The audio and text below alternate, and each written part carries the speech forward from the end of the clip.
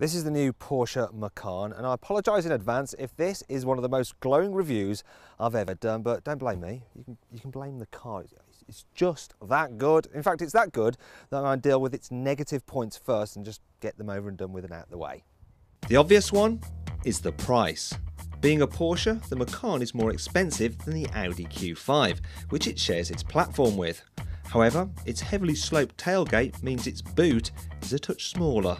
Then there's the options. You have to pay £271 extra if you want Bluetooth.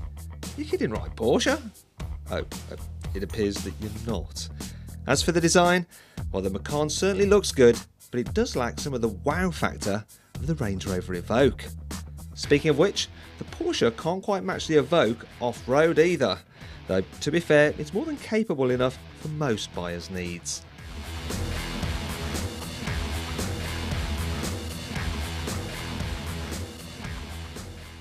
Let's face it though, most people who buy a Macan are never going to take it off-road anyway.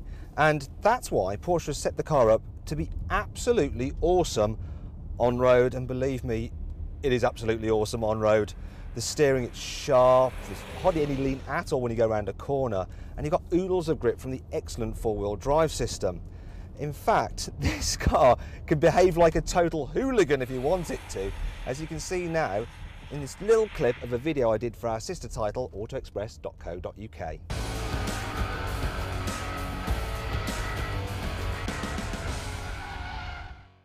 Now I know what you're thinking, and yes, of course, you're absolutely right. You're even less likely to do that kind of driving than going off-road, but what it does illustrate is that this Macan is genuinely good fun to drive.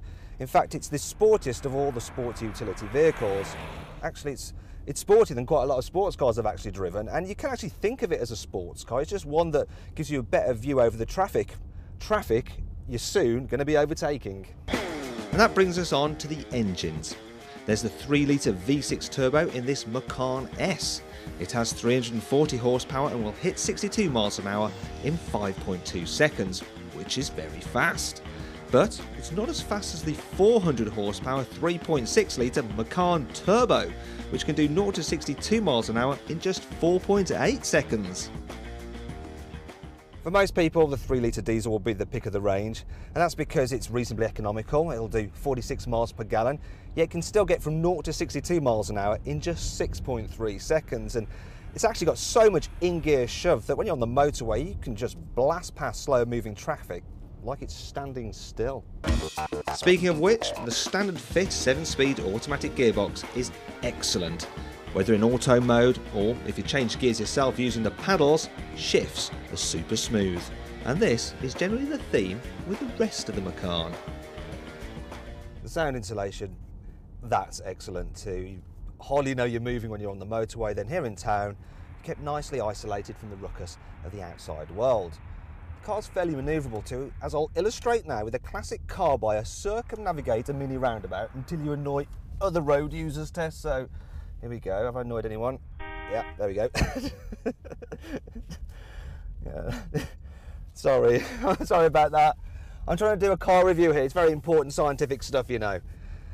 There we go. So there, it's manoeuvrable. Also, the car does very well going over bumps. It's extremely comfortable. It's especially good if you go for the adaptive suspension. Now that is a £785 option on the S and diesel models, but it's well worth it because in comfort mode the Macan just wafts along like a limo, but if you stiffen things up at a press of a button, it'll play sports car again.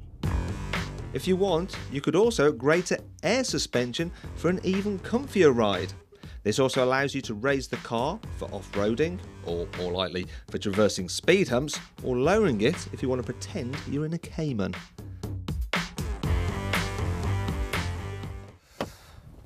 Obviously there's some very un-Cayman-like things about the Macan, such as, well, you've got rear seats, and compared to some other SUVs, you don't have too intrusive wheel arches, so it's easy to get in.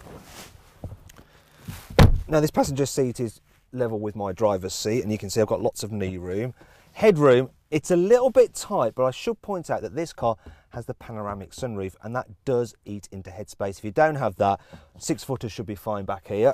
And You can also fold the seats down, and when you do, they lie completely flat. So if you need to, you can use your Macan for taking rubbish to the tip.